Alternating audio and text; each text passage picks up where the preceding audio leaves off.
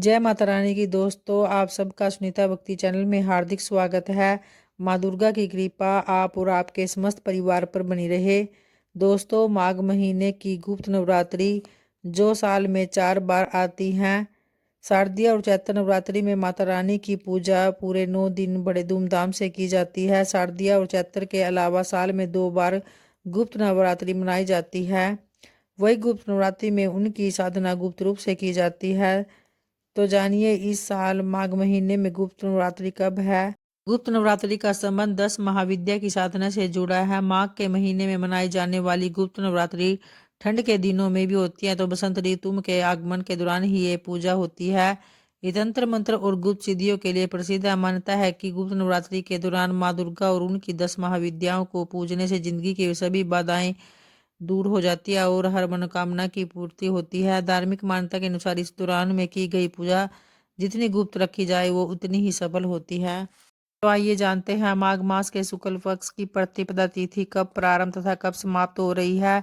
माघ मास के गुप्त नवरात्रि कब है और कलश स्थापना शुभ मुहूर्त पूजा विधि के बारे में जानेंगे। तो देखिए, प्रतिपदा तिथि प्रारंभ हो रही है 19 जनवरी 2026 सुबह 1:20 पर और वहीं अगले दिन प्रतिपदा तिथि का समापन हो रहा है 20 जनवरी को सुबह 2:15 पर। तो ऐसे में माघ मास के शुक्ल पक्ष की गुप्त नवरात्रि इस बार 19 जनवरी 2026 दिन सोमवार से प्रारंभ होगी और कलश स्थापना का शुभ मुहूर्त रहेगा सुबह 7:15 से 8:35 तक। वहीं अभिजीत मुहूर्त रहेगा दोपहर 12:11 से दोपहर 12:52 तक। आइए अब जानते हैं माघ मास के गुप्त नवरात्रि की पूजा विधि के बारे में। तो आपको सबसे पहले कलश की स्थापना करनी है। शारदीय और चैत्र नवरात्रि की तरह गुप्त नवरात्रि की शुरुआत भी कलश स्थापना से ही की जाती है। कलश स्थापित करने के बाद सुबह शाम देवी की विधिवत पूजा करें। इन पवित्र दिनों में मंत्र जाप, दुर्गा चालीसा या दुर्गा सप्तशती का पाठ भी अवश्य करें। दोनों से में माता की आरती करना भी शुभ माना जाता है।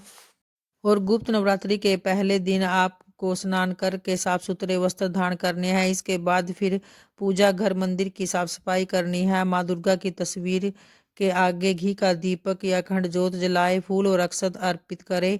इसके दौरान माँ दुर्गा के सभी मंत्रों का जाप मन ही मन करे। माना जाता है कि इस दिन माँ दुर्गा सप्तशती का पाठ करना अत्यंत फलदायी होता है, तो आपको इस दिन दुर्गा सप्तशती का पाठ अवश्य करना चाहिए। पाठ के बाद आरती करें और किसी भी भूल चूक के लिए माँ से माफी मांगकर उनका आशीर्वाद ले।